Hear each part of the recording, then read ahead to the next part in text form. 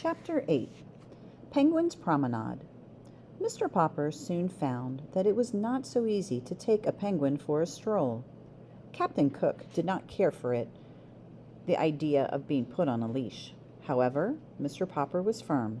He tied one end of the clothesline to the penguin's fat throat and the other to his own wrist. "Ork!" said Captain Cook indignantly. Still, he was a very reasonable sort of bird, and when he saw that protesting did him no good, he recovered his customary dignity and decided to let Mr. Popper lead him. Mr. Popper put on his best Sunday derby and opened the front door with Captain Cook waddling graciously behind him. "Gawk!" said the penguin, stopping at the edge of the porch to look down at the steps. Mr. Popper gave him plenty of clothesline leash. "Gook!" said Captain Cook, and raising his flippers, he leaned forward bravely and tobogganed down the steps on his stomach. Mr. Popper followed, though not in the same way. Captain Cook quickly got up on his feet again and strutted to the street ahead of Mr. Popper, with many quick turns of his head and pleased comments on the new scene. Down Proudfoot Avenue came a neighbor of the Poppers, Mrs. Callahan, with her arms full of groceries. She stared in astonishment when she saw Captain Cook and Mr. Popper, looking like a larger penguin himself in his black tailcoat. "Heavens have mercy on us!" she exclaimed as the bird began to investigate the striped stockings under her house dress. "It isn't an owl, and it isn't a goose." "It isn't," said Mr. Popper, tipping his Sunday derby. "It's an Antarctic penguin, Mrs. Callahan." "Get away from me," said Mrs. Callahan to Captain Cook. "An anteater, is it?" "Not anteater," explained Mr. Popper. "Antarctic. It was sent to me from the South Pole." "Take your South Pole goose away from me at once," said Mrs. Callahan. Mr. Popper pulled obediently at the clothesline, while Captain Cook took a parting peck at Mrs. Callahan's striped stockings. "Heaven preserve us," said Mrs. Callahan. "I must stop in and see Mrs. Popper at once. I would never have believed it. I will be going now." "So will I," said Mr. Popper, as Captain Cook dragged him off down the street. The next stop was at the drugstore at the corner of Proudfoot Avenue and Main Street. Here, Captain Cook insisted on looking over the window display, which consisted of several open packages of shiny white boric crystals. These he evidently mistook for polar snow, for he began to peck at the window vigorously. Suddenly, a car wheeled to the nearby curb with a shriek of its brakes, and two young men sprang out, one of them bearing a camera. "This must be it," said the first young man to the other. "It's them all right," said the second young man.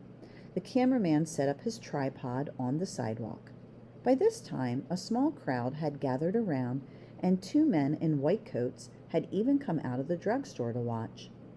Captain Cook, however, was still too much interested in the window exhibits to bother to turn around.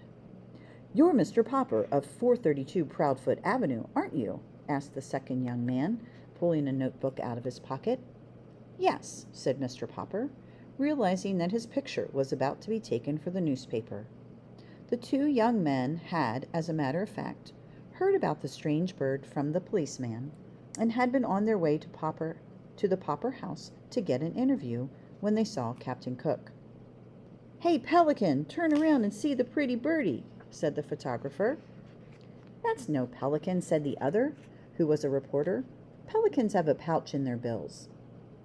"I'd think it was a dodo, only dodos are extinct. This will make an elegant picture if I can ever get her to turn around." "It's a penguin," said Mr. Popper proudly. "Its name is Captain Cook." "Gook!" said the penguin, turning around, now that they were talking about him. Spying the camera tripod, he walked over and examined it. "Probably thinks it's a three-legged stork," said the photographer. "This bird of yours," said the reporter, "is it a he or a she? The public will want to know." Mr. Popper hesitated. "Well, I call it Captain Cook." "That makes it a he," said the reporter, writing rapidly in his notebook. Still curious, Captain Cook started walking round and round the tripod, till the clothesline, the penguin, Mr. Popper, and the tripod were all tangled up. At the advice of one of the bystanders, the tangle was finally straightened out by Mr. Popper's walking around the tripod 3 times in the opposite direction. At last, Captain Cook, standing still beside Mr. Popper, consented to pose. Mr. Popper straightened his tie, and the cameraman snapped the picture. Captain Cook shut his eyes, and this is the way his picture appeared later in all the newspapers. "One last question," said the reporter. "Where did you get your strange pet?" "From Admiral Drake, the South Pole explorer. He sent him to me for a present." "Yeah," said the reporter. "Anyway, it's a good story." The 2 young men jumped into their car. Mr. Popper and Captain Cook continued their walk, with quite a crowd following and asking questions. The crowd was getting so thick that in order to escape, Mr. Popper led Captain Cook into a barber shop. The man who kept the barber shop had, up to this time, been a very good friend of Mr. Popper's.